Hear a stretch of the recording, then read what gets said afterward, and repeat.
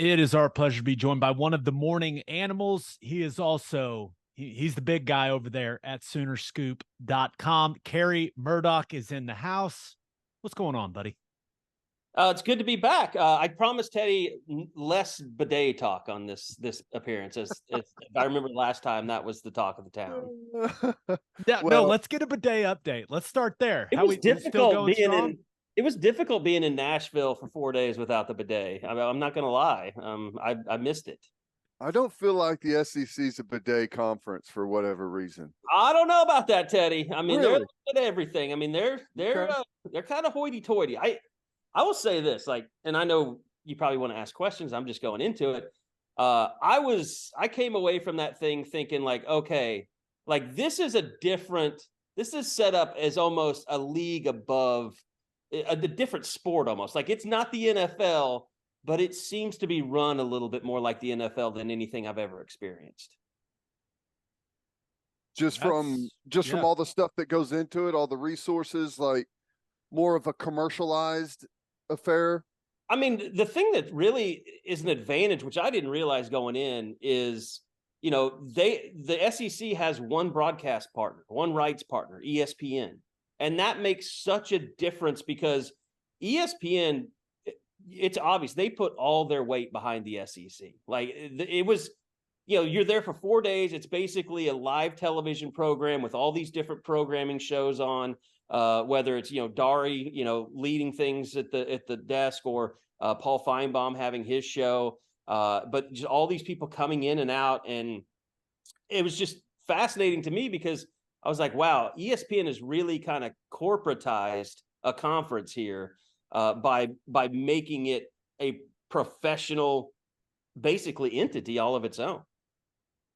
So I know you guys were able to ask a lot of questions. And what was the overall feel you got from coaches and players you were able to talk to about OU coming into the conference next season? Now, it's still a year off, but I saw you guys were able to ask quite a few people about it. Yeah, and I almost got to feeling where it was orchestrated to where they told all the coaches coming in, like, make sure that you throw out the red carpet, like make sure that you don't say anything disparaging about this league in comparison to what they've been playing in. Make sure you say that these two teams make us better, because that was the overall sentiment from everyone that you talked to. There was no, well, I don't know how it's going to work out. Texas hadn't exactly been doing well in the Big 12, and I don't know if they're going to be able to compete here. It was, these are two premier programs. They come into our league and they make us better. And there was even a moment with Shane Beamer, like, man, Shane Beamer loves Oklahoma. He said he was talking about coming to play in Norman, and he basically said, there's nothing like it. And then he caught himself and he was like, oh, shit, I'm the coach of South Carolina. Like, I can't be saying stuff like that. And he's like, I'm misspoken. It was funny. And some people clickbaited it, but, it was what it was. But you could tell Shane Beamer still has a lot of affection for his time at Oklahoma. Yeah, so it was kind of a weird dynamic, gearing up for this year, and then, the Oklahoma and Texas media there covering really what's going to be next year. But it had to be done, right? You have to kind of get the reaction to all of those things. Like, what was the overall presence of Oklahoma and Texas media? Was there a lot of people down there? We had 3 people there. I think we were the only website. And then the Oklahoman was there they had a stringer in Tyler, who used to work here, now lives in Nashville. Tyler Palmatier. And then Eric Bailey was there from the Tulsa World, and Eli Letterman was there. They kind of switched off coverage there. So, I think News 9 was there. I think they were the only in the OU Daily crew with Nate Fakin were out there as well. So, I mean, it was more than I think Texas sent, Texas media beat people sent. So, I mean, it was a pretty constant. I mean, we were talking to Greg Sankey, we were interviewing him and Andy Staples and Dari Noka and Ryan McGee. And so, I mean, there was a big national presence there, and I think, it was, for us, it was just kind of we had nothing better to do. It's a little bit of a dress rehearsal. We'll figure out what this is all about, how it differs from Big 12. And you always learn a few new things for planning purposes for next year. But I felt like Oklahoma was pretty well represented. Now, even though they weren't there. Did you get the sense that like people feel differently about OU coming into the conference than they do about Texas? It seems like there appears to be, I don't want to say more respect for Oklahoma, but that's just kind of how it feels to me now. I'm being exposed to way more OU content than Texas content, but did you get that sense at all? Well, kind of, and they had the video, and they included Texas and OU in their like introduction video, and they showed Vince Young scoring a touchdown in the national championship game against USC. But outside of that, it was like they almost went out of their way to make it sure that Texas was included. When I think most people, when they think about tough teams, they think about the Heisman trophies that Oklahoma has won recently. They think about the fact that they've been in the college football playoffs. They know that although no one expects Oklahoma, I don't think, to come in and dominate on the same level at Georgia and Alabama. I think they really feel like Oklahoma is a team that's going to be a tough team to play each and every week. Versus, where Texas, I think people still don't know. I mean, I think they're pretty smart. I mean, they know that not all the best players are going to Texas, that they've been going to Texas A&M, and Texas A&M has been stockpiling talent, and yet they're still not able to break through in the SEC. You hear anything from anyone? I know a lot of it was kind of a grand scale type of thing, just about what do you think of OU coming in and like that whole situation. But was there anything, any little nuggets you took away from anyone in particular that was maybe a different response than you expected? I mean, Paul Feinbaum, he basically took a shot at Iowa State for no good reason. I mean, he's being Paul Feinbaum. He's a caricature. I mean, he's pandering to the SEC folks. That's what he does. He needs those callers to call in and, fight with each other. He needs the craziness. And I mean, he definitely, basically said he's hearing things that it's not going so well for Brent Venables. And yeah, he went 6-7 last year, Paul. You don't need to talk. You don't need to hear that. I mean, you can look at the games last year. I mean, my God, like I'm hearing things, but that's that's your Colin Cowherd, Paul Feinbaum, troll job of the day. One of the things that a lot of OU fans loved hearing coming out of SEC Media Days was what Josh Heupel had to say about his relationship with Oklahoma and it not being complicated. What'd you think of what Hype had to say? Because, I mean, you buying it? Because there's definitely still something there, Well, I mean, in a sense, there's truth to that, in that, the fans here that rooted for him, that, the people, that he, coached with and that are still in the coaching ranks, clearly there's issues there with he and Bob, and probably Joe C as well. I mean, I know there's issues with Bob. I mean, it's one of those things, like, I want to know what I can do, because like, how can I help put these two back together? Because Josh is the first recruit I ever spoke to, like early on in my career. He's the first kid I ever called and said, and I think he was already on campus at the time, but we were just doing, like, I was working for Sooners Illustrated back then. And so we were doing our, yearly recruiting wrap up, and we had to get interviews with all the recruits. And they're like, call this guy. And I don't think anybody thought like Josh Heupel was going to be the star, or, that he was going to come in here and change Oklahoma football. So they like put the young kid on it. Like, call this Heupel kid from South Dakota or wherever the hell he's from. But like, and Josh, I mean, you guys know Josh, Teddy, I mean, he's a pretty introverted guy, just, naturally.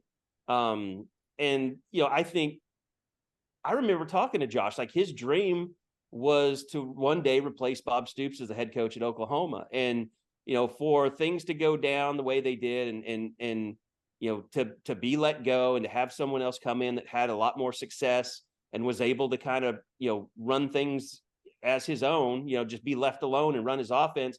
I think, there'll always be some bitterness from Josh about how that ended. At the same time, I think Bob says, you know what? It was a tough decision. He's doing well. He's also got to realize our offense got a lot better when we switched to Lincoln Riley too. So, I mean, they both are coming from it at different, points. And it was a difficult thing that happened to both of them, but they both moved on and Josh is having great success. So, I mean, I hope that if there is some bitterness there, that it can kind of fade and these two can, be cordial with each other again. Well, I think Bob is at that point where he's willing to make whatever concessions he can make with Josh, so that they can get along and maybe, rebuild that, relationship. I think Josh has to kind of get over, not saying get over it, Josh, but like whatever hurt he has, he that needs to fade a little bit, I think, before that can happen. And I think, just personally, I think that will happen whenever he comes and coaches on the other sideline. And because I imagine they're going to do something. I don't know what exactly it would be, have some type of tribute. The ovation he's going to get from the fans will be amazing. He'll have all kinds of former teammates will be in town. I mean, it's going to be an ordeal. And I think that's going to replace his last memory, right? His last memories are, the whole, the getting fired and like, you never want to go back into that situation, whether you're embarrassed of it or however you feel about it. But whenever you go there and realize that it's over, no one thinks about that anymore and you're celebrated. I think that's the way that you start that, movement to get those guys back together. At least that's, I hope. Yeah. Well, and it's, it's a different building now than the one that he walked out of for the last time. I mean, things have changed so much on campus. By the time he gets here, you might have, a football complex being built in the background. So maybe it will be an indicator to him, like, a lot of time it'll be 10 years. I mean, since he was let go. Okay. I will say this, though. It does make for, and I know that some people are worried about this because Roy's going into the Hall of Fame. And, I know Bob wants Josh to be a part of that.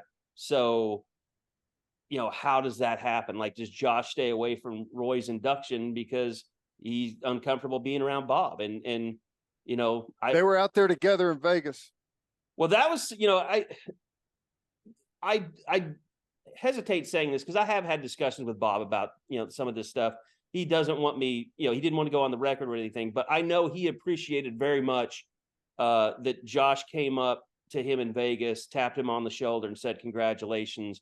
And then he walked off. I mean, he didn't stick around from what, Bob told me, but that was a really big thing, I think, for Bob to kind of be like, let's try and fix this if we can.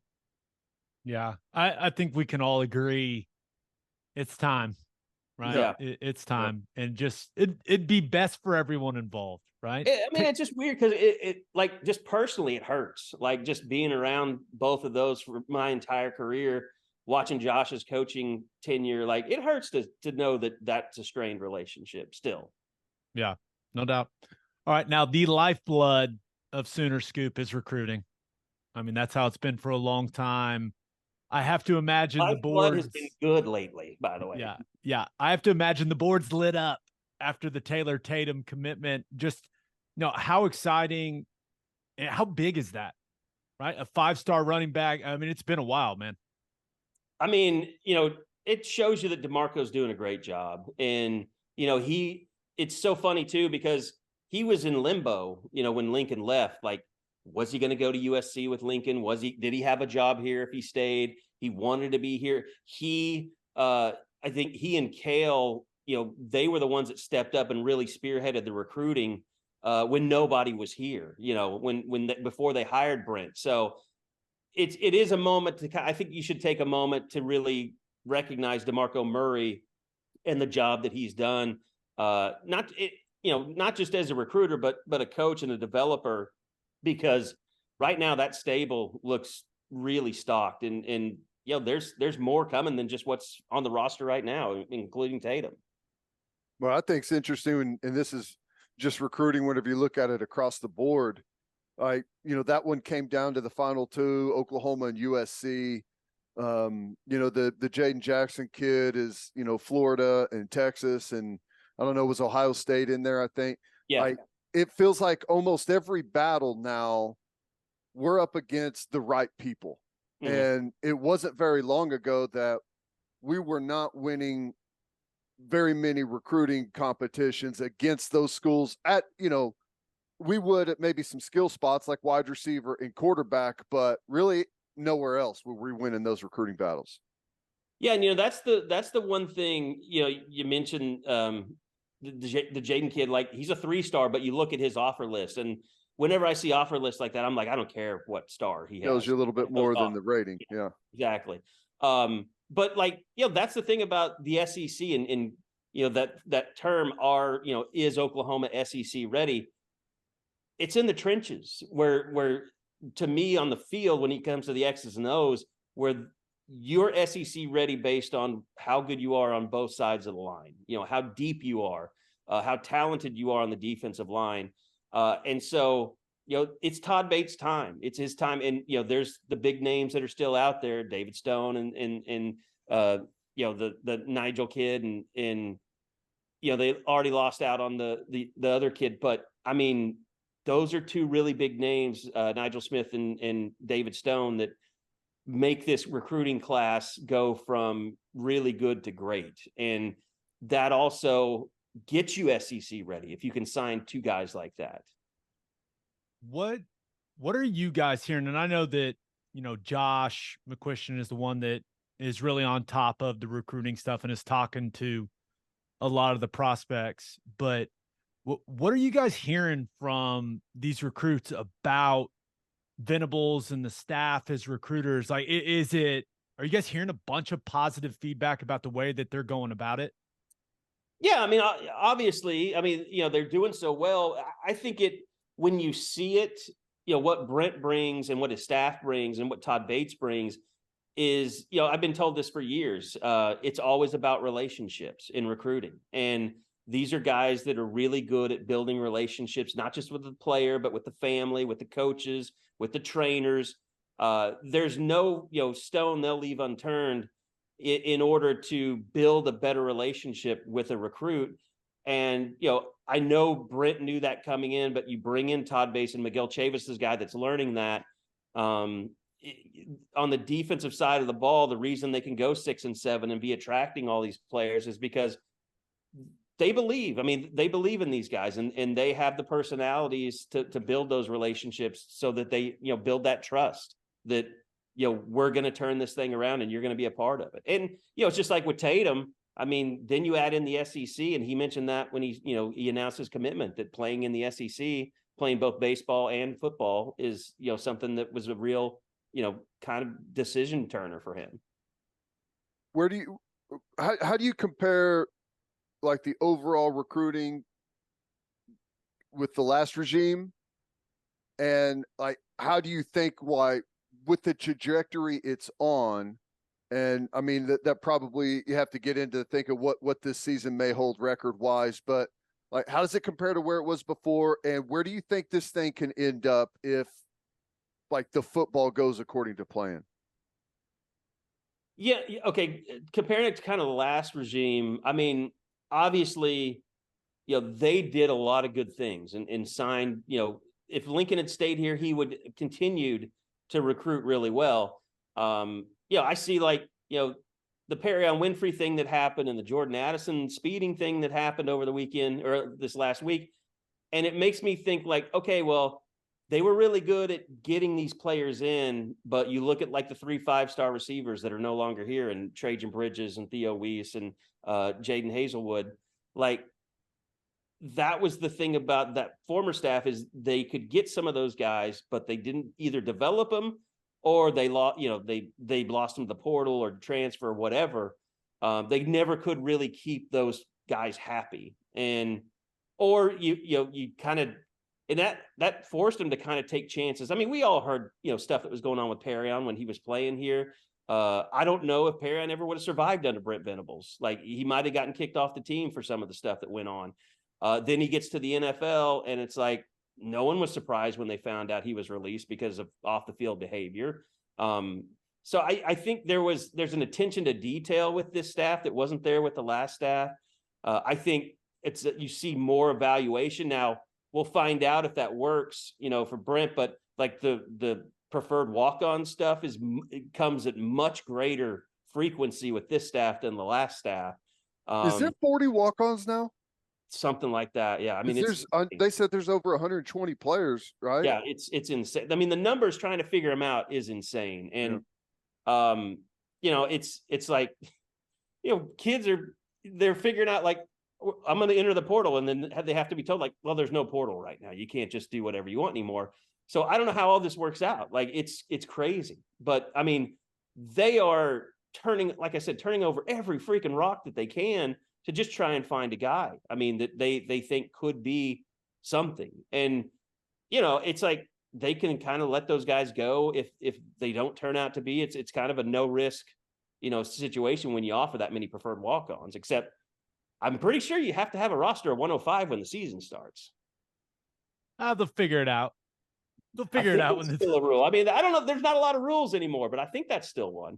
Yeah. Well, I've lost track of the rules, so I'm not concerned about it. Now, when you look at what last season was, what they brought in the offseason, what are your expectations for OU this season? Like as we sit right now with the way that the roster looks, knowing that it was 6 and 7 a year ago, like how are you feeling about OU football right now? Is it wrong? Because everybody's caught up in number of wins.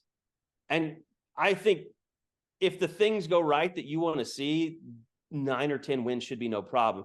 My main thing that I'm looking for is, I want to see if this defense can show some flashes of dominance. I want to see if those linebackers get it figured out. And I'm even including Danny Stutzman in there. And I know, our people are always like, Teddy said this about the linebacker. So I'm talking to the expert here. Whether, what Jaron Canick does, where he is, what McCullough does, I just want to see that front seven look like something that we haven't seen since, the 2010s.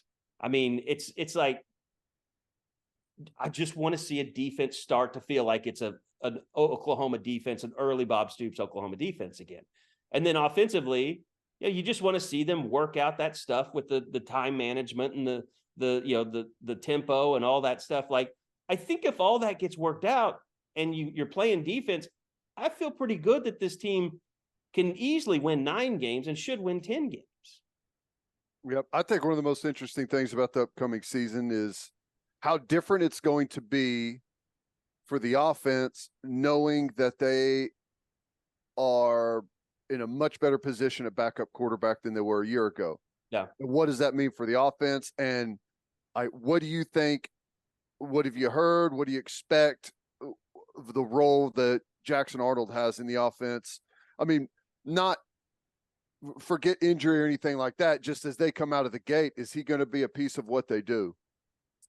That to me, I was thinking about that driving back from Nashville. Like Dylan Gabriel's last year, is it almost like one of those things like they're recruiting promises until you get on campus and then everything changes? Like, do you find a way to get Jackson Arnold some series here and there during the season, even every game? Like, I'm not talking like a belldozer, type deal on the goal line, but like, just give him a series. Almost like they did last year with the twos. Yeah. But Dylan stayed out there, right?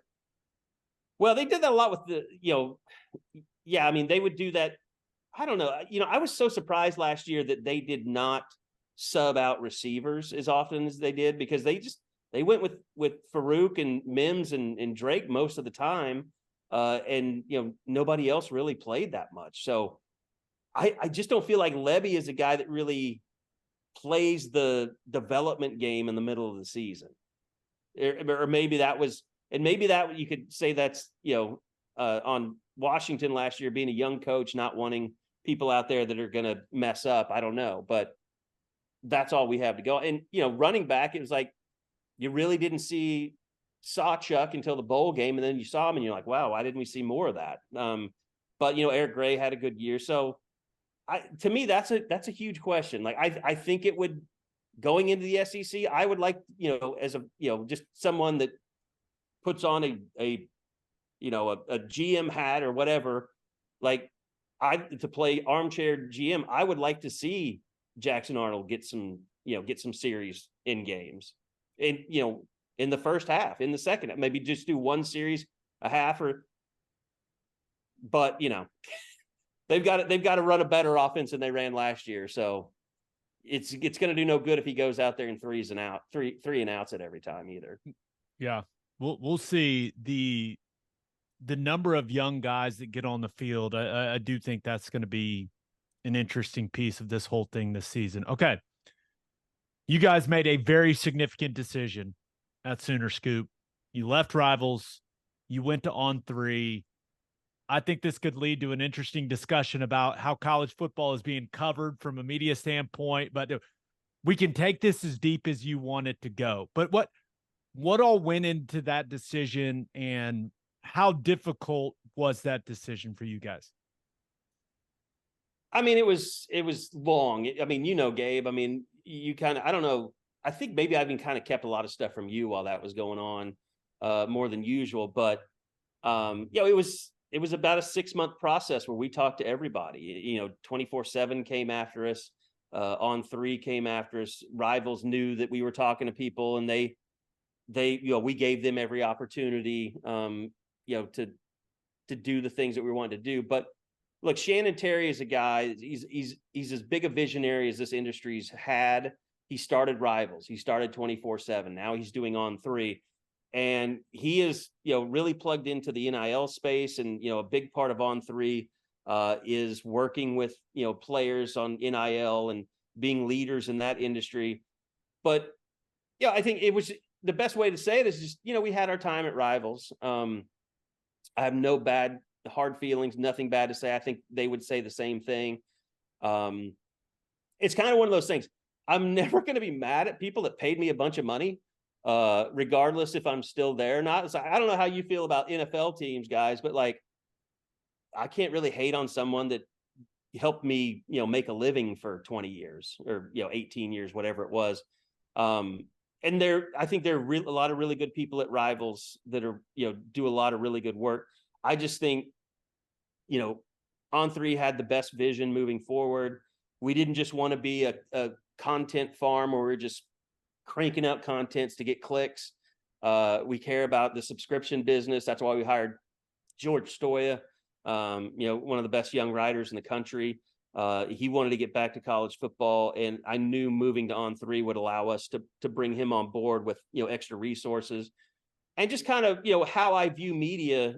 Whereas Rivals was strictly a subscription business, and we could go out and do things on our own. And we did. I mean, we had, we started building these offices on Campus Corner before we ever left Rivals. But I just believe that media is headed in a direction, and Andy Staples, talked to him a little bit this week. He feels kind of the same way.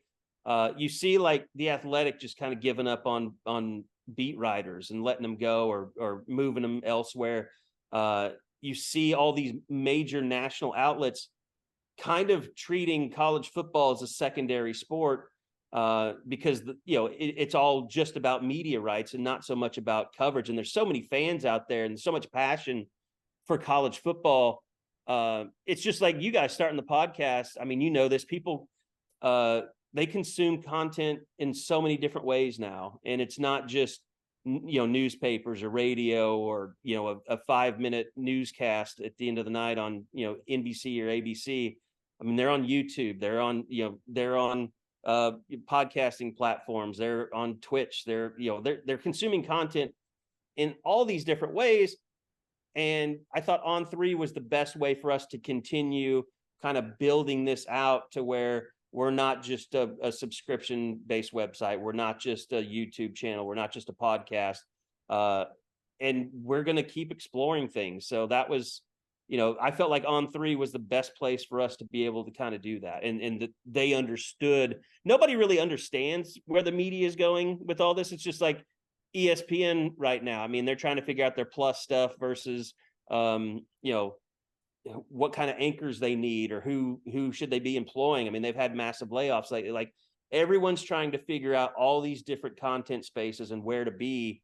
And locally, I think if you're not like that, you're dying, because you can't just be a radio show. You can't just be a newspaper anymore. How big's the move to the SEC been for you guys? And is that going to fuel the growth more and more as we really get into it? Yeah, I mean, I think it'll be bigger once OU is not 6 and 7. I mean, I think that's been what I've noticed from SEC teams. Unlike the Big 12, the Big 12 OU fans consume OU content.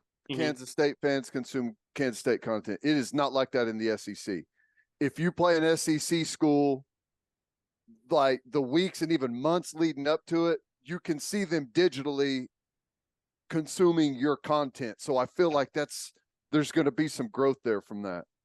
Yeah, I mean, there is. And I think, the one thing about the move, I think it's like, we had some people like, why are you guys at SEC Media Days? Like, why don't you just cover, other stuff? And it's like, this is what we're covering. I mean, it's like a big deal. It's going to be a big deal a year from now.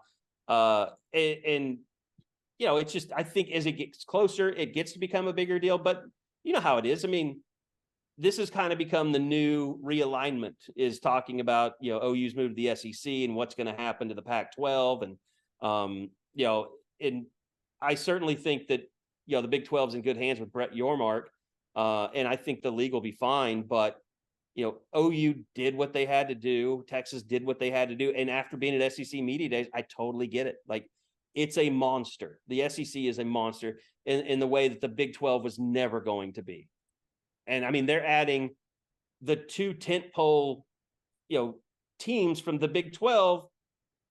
And it's not an afterthought, but it's an addition. It's like they already have 2 teams that are performing at a higher level than Oklahoma and Texas.